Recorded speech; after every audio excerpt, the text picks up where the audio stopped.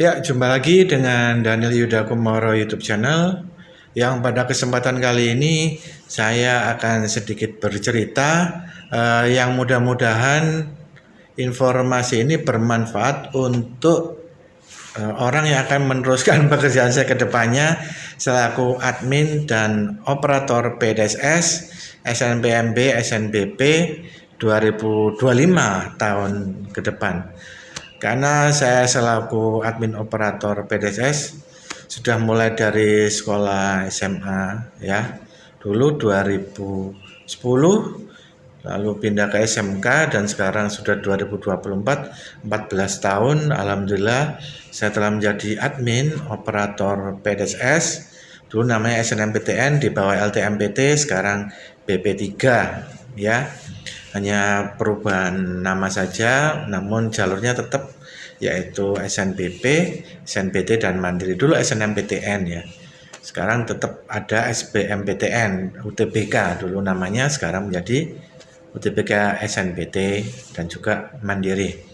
Oke, selaku operator PDS di SMK 3 ini yang tentunya jurusan perkapalan ya di sini tuh.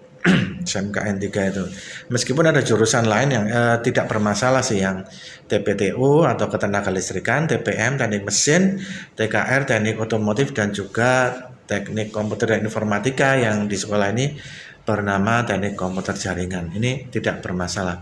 Namun yang sedikit menjadi pekerjaan yang lebih kompleks yaitu di jurusan perkapalan, di mana di jurusan perkapalan ini ada 6 ya, ada 6 sub jurusan, yaitu KKB yang terdiri dari 2 kelas paralel, IPK instalasi pembersihan kapal, TPK teknik pengelasan kapal, kelistrikan kapal, GRB gambar rancang bangun kapal yang terdiri atas 2 kelas paralel dan juga interior kapal. Setelah melihat dari struktur kurikulum, sebetulnya kelihatannya sih sederhana ya. Ada KKM-nya, ada jamnya. Namun ketika Anda harus membuat template yang diminta oleh PDSS di SNMPTN ya, di SNPMB ini, ternyata yang pertama urutan mapelnya beda. Urutan mapelnya itu beda dari leger yang diberikan, dari urutan nilai rapor, lalu juga nama mapelnya. Nah, tentunya di sekolah kejuruan itu banyak sekali ya mapelnya itu, sehingga ya harus dipilih. Nah, kalau di semester 1 dan semester 2 ini ada sekitar 1, 2, 3, 4, 5, 6, 7, 8, 9, 10, 11, 12, 13, 15 mapel ya, 15 mapel yang ada nilainya di dalam leger itu tidak terlalu kompleks ya. Kita langsung bisa memasukkan nilai leger itu, tinggal copy paste ke template ya. Namun yang diambil ada nilai pengetahuan saja ya. Ada pertama ada agama, PKN, bahasa Indonesia, matematika, sejarah, bahasa Inggris. Nah, sedangkan di PDSS itu ini urutannya nggak sama, ya. Jadi nggak bisa langsung copy paste. Kalau Anda mengklik kontrol lalu memblok dan langsung copy paste itu nggak bisa, karena ada urutan yang tidak sama ya. Urutan dari matematika, sejarah, bahasa Inggris. Nah, ini di PDSS itu berbeda. Ya, lalu ada seni budaya, olahraga, bahasa daerah, bahasa Jepang, matematika, fisika, kimia, lalu ada SIMDIK, teknologi perkapalan dan pekerjaan dasar perkapalan. Jadi ada 1, 2, 3, 4, 5, 6, 7, 8, 9, 10, 11, 12, 13, 14, 15, 16 mapel. Di semester 1, 2 ini nggak masalah ya, karena tiap jurusan sama memiliki 16 mapel ya, karena masih di semester 1, 2 ini masih dasar-dasar perkapalan saja. Namun ketika menginjak semester 3, 4 atau kelas 11 semester 1, 2 ini menyusut, mapelnya itu menyusut, hanya terdiri dari agama, PKN, bahasa Indonesia, matematika, bahasa Inggris, olahraga, bahasa Jepang. Jadi bahasa daerah dan sejarah sudah tidak ada ya. Lalu ada mapel kompetensi keahlian. Nah, ternyata di tiap jurusan itu berbeda ya.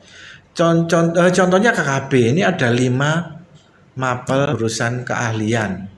Sedangkan di IPK mesin kapal itu hanya 4. Teknik pengelasan kapal ada 5. Nah, kelistrikan hanya ada 3. GRB 4 dan interior ada 5. Nah, bagaimana bisa menyamakan antara 5 mapel ini, ada 4 mapel, ada 3 mapel juga di jurusan yang berbeda. Sedangkan di PDSS itu harus sama, mapelnya jumlahnya harus sama. Maka caranya adalah mengambil yang paling sedikit, yaitu kelistrikan kapal, mengikuti kelistrikan kapal saja. Yaitu ada 3 mapel kompetensi keahlian. Lah bagaimana yang lain yang ada 4, yang ada 5? Nah, cukup diambil 3 juga.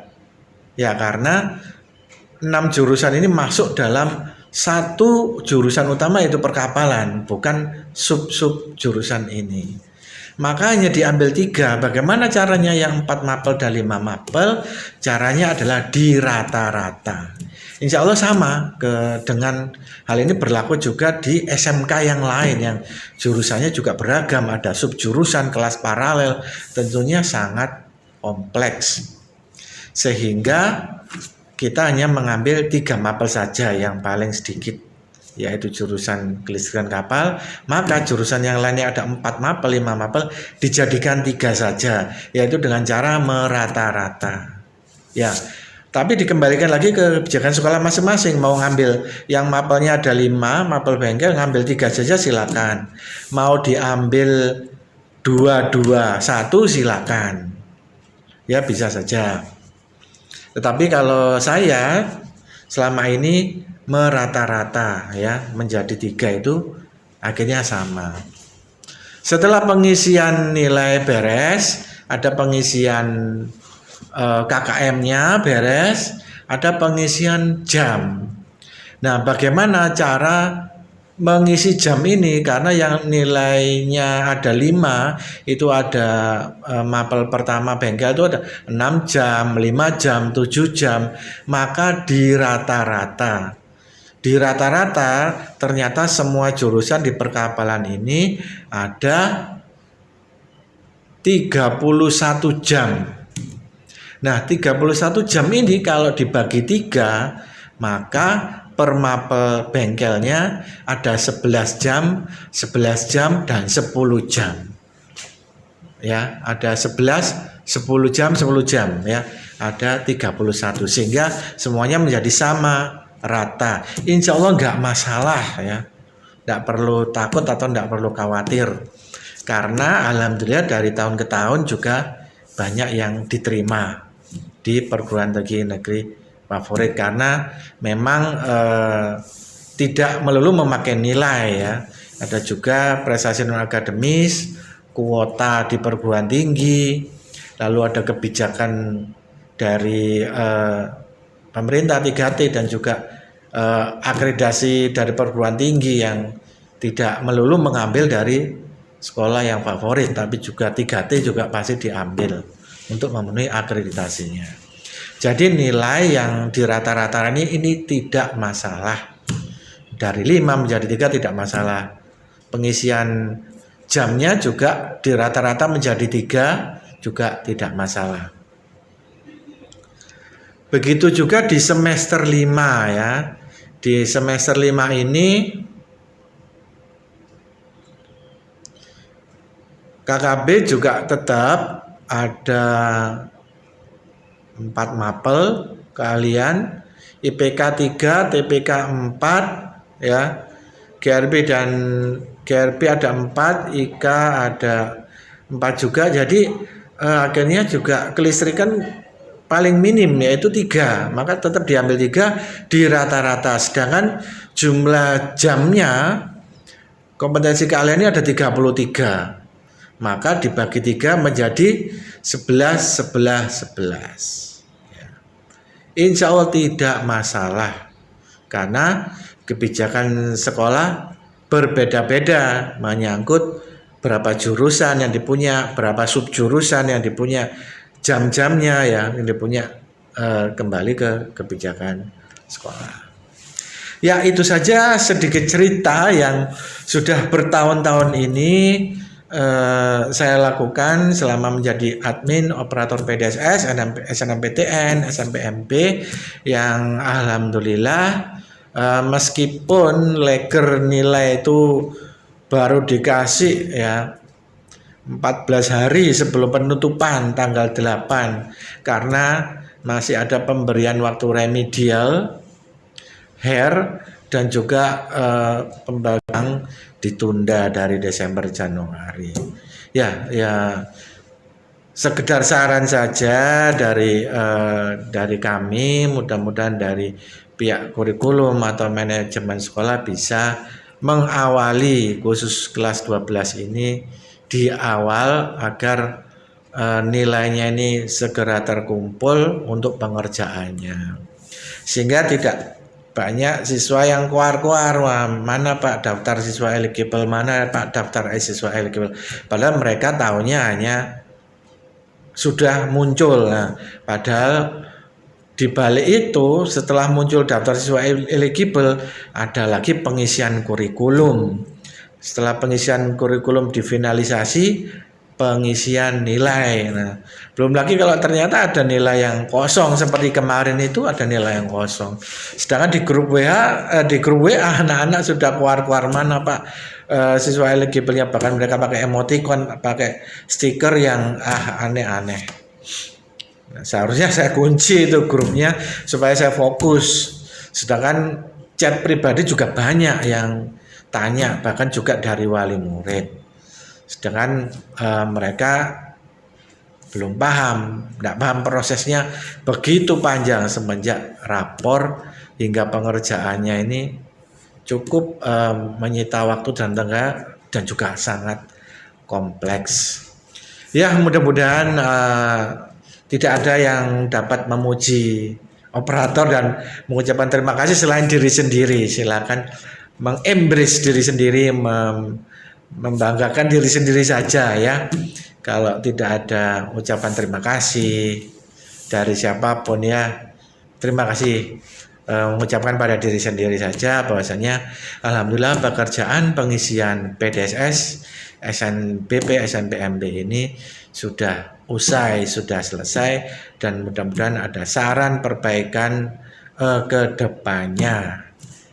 Ya, untuk penerus saya mungkin admin operator PDS setelah ini 2025, mungkin kalau memang saya masih di sini, saya masih diamanai, dipercaya, insya Allah saya kerjakan dan tetap harusnya ada perubahan mengenai pengerjaan penyerahan nilainya, dan kalaupun ada pengganti saya ya mudah-mudahan lebih sederhana, lebih simpel, tidak terlalu kompleks, dikerjakan bersama dengan tim dan penyerahan nilai juga sebelumnya. Itu saja, mudah-mudahan menjadi amal jariah kita semua selaku admin operator PDS yang juga selaku guru BK. Itu saja, terima kasih atas perhatiannya. Wassalamualaikum warahmatullahi wabarakatuh. Salam dan bahagia.